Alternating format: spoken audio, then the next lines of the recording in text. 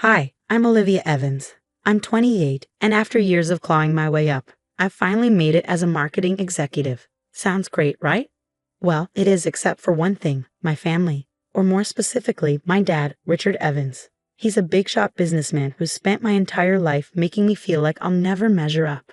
Growing up, everything was about Mark, my cousin. You'd think he was the second coming of Christ, the way my dad talks about him. I swear, if my dad could have traded me for him, he wouldn't have hesitated. Once, when I was 10, I won first place at a school science fair. I couldn't wait to show my dad, so I ran into his office, clutching my trophy. And what did he say? "That's nice, sweetie. But did you hear Mark made varsity as a freshman? Seriously?"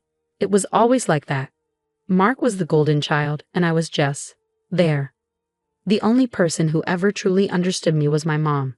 She was my rock, always ready with a hug or words of encouragement. But when she passed away when I was 18, my world shattered. Dad buried himself in work, leaving me to grieve alone. And now here I am, packing for the annual family reunion at my dad's fancy estate. I'm dreading it. My phone buzzes. It's Aunt Susan, Dad's sister. "Hey, sweetie. Can't wait to see you tomorrow." "You're coming, right?" I sigh and type back, "Wouldn't miss it," before tossing my phone onto the bed. Why do I put myself through this every year? I mutter, stuffing clothes into my suitcase. The next day, I pull up to my dad's mansion, my stomach in knots. Uncle Tom's car is already in the driveway. Great, looks like the golden boy is already here. I plaster on my best fake smile as I ring the doorbell.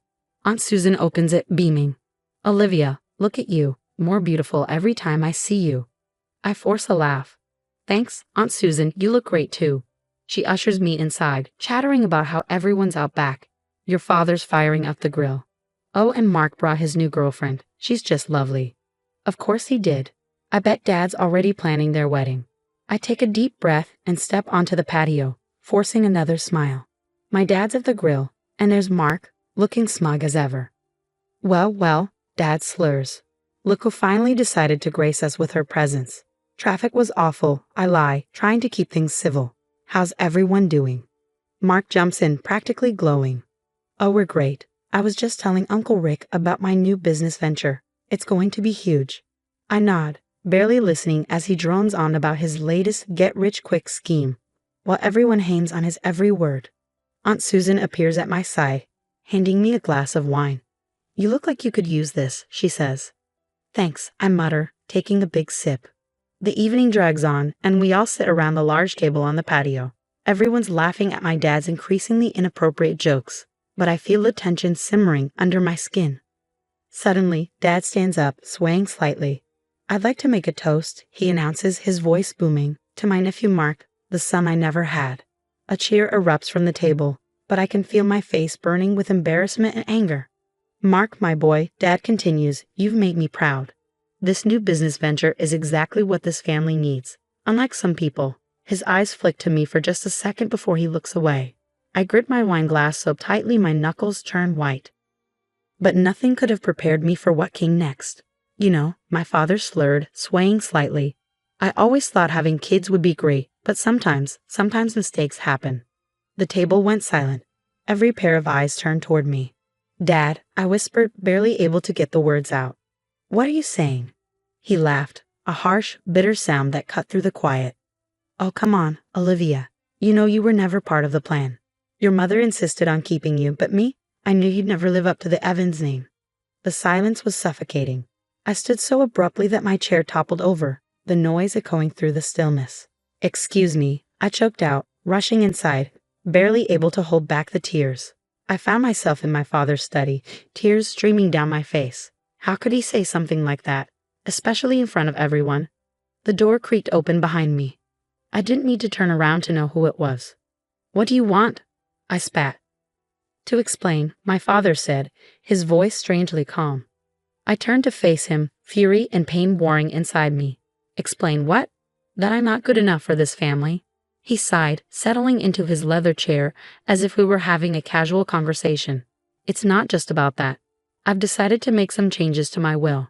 Mark has shown real promise, and—" "You're giving him my inheritance?" I cut him off, my voice full of disbelief. He didn't flinch. "The majority of it, yes. It's what's best for the family business." I stared at him, incredulous. So that's it. You're just writing me off completely. Olivia, don't be dramatic, he said, waving a hand. You'll still get something. Just not as much as we originally discussed. I shook with anger, tears blurring my vision. You know what? Keep it. Keep all of it. I don't want anything from you. Don't be hasty. No, I interrupted, my voice trembling with rage. I'm done. Done with you, with this family, with everything. You want Mark as your heir? Fine. But don't expect to ever hear from me again. I stormed out, ignoring the concerned glances from relatives as I grabbed my purse and keys. As I reached my car, I heard Aunt Susan calling after me. Olivia, wait, where are you going? I turned to face her, my voice cold and cutting. Ask your brother. I'm sure he'll be thrilled to tell you all about his mistake. Without another word, I got in my car and drove away, tears spilling down my cheeks as the estate disappeared in my rearview mirror. As I sped away, I made a silent vow. This would be the last time Richard Evans, or any of them, would hurt me. I was cutting ties with my toxic family for good. Later, I stumbled into my apartment, emotionally drained. My phone buzzed on the counter. It was Zoe, my best friend. Girl, where are you? I thought we were grabbing drinks tonight. Zoe, you won't believe the night I've had. I said, my voice breaking as I fought back the tears. I'm coming over. Don't move. 30 minutes later, Zoe was at my door with a bottle of wine and a sympathetic ear. I told her everything. Dad's drunken speech, the mistake comment, the bombshell about the inheritance. That rat bastard, Zoe hissed, pouring more wine. Liv, you can't let him get away with this. What am I supposed to do? It's his money. Zoe's eyes lit up. What if there's more to the story? Your mom always seemed like she was protecting you from something. I frowned. What do you mean? Remember how weird she'd get whenever your dad's business came up? Maybe there's dirt you don't know about. The idea took root. Mom's old letters were still in the attic. Maybe they held answers. The next morning, nursing a wine hangover, I climbed into the attic. Dust-covered boxes were scattered everywhere. After an hour of searching, I found a small locked box labeled Elizabeth's personal. Inside were dozens of letters, one standing out from the rest. My dearest Olivia, if you're reading this, I'm gone. There's so much I wanted to tell you about your father, about our family, things I was too afraid to say. Know that I've left something for you, something your father doesn't know about. It's not much, but it's yours. Look for the key where the sun always shines. All my love, Mom. My hands shook as I read the letter. What did she mean? What was Dad hiding? I needed help. That's how I found myself in a dingy office, face to face with Jake, a private investigator. He had a 5 o'clock shadow and eyes that had seen too much. So, he said, leaning back in his creaky chair, you want me to dig up dirt on your old man. I needed to know the truth, about my father, the business, everything. Jake nodded slowly. All right, Miss Evans. But I warn you, sometimes the truth ain't pretty. A week later, Jake called. You better come down here. You're going to want to see this for yourself. I rushed to his office, my heart pounding. Jake had files spread across his desk. Your daddy's been a busy boy, he said, pointing to the papers. Offshore accounts, shell companies, the works. And get this, your cousin Mark, he's in it up to his eyeballs too. I flipped through the documents, my stomach turning. Fraud, embezzlement, insider trading, it was all there, laid out in black and white. There's more, Jake continued. Your mom, she knew. That's why she set up a separate account for you. It's not much compared to your dad's fortune, but it's clean. And it's all yours. I sat there stunned. Mom had known all along. She tried to protect me the only way she could.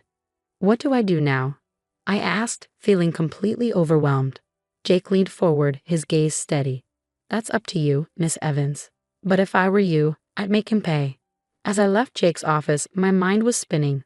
I had the truth now, but what was I going to do with it? One thing was certain, this wasn't over. Not by a long shot. Dad and Mark thought they could push me aside. They had no idea what was coming. And now, here I am, standing outside my father's office. My heart is pounding like a jackhammer, and the USB drive in my hand feels impossibly heavy. It's showtime. I stride in, channeling all the confidence I've faked over the years. Dad and Mark look up, their surprise quickly shifting to annoyance. What's the meaning of this, Olivia?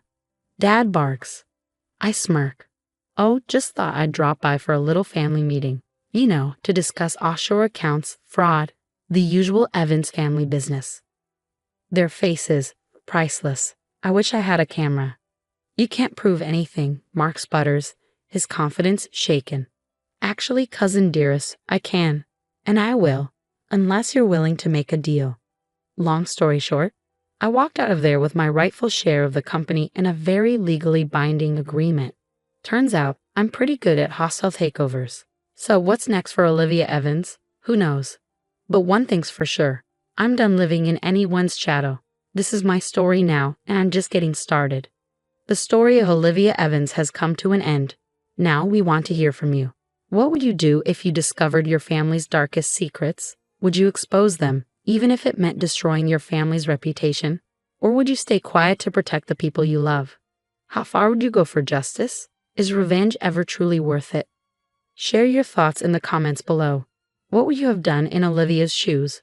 Do you think she made the right choice? Have you ever had to cut ties with toxic family members? How did it impact your life? Where do you draw the line between family loyalty and personal integrity?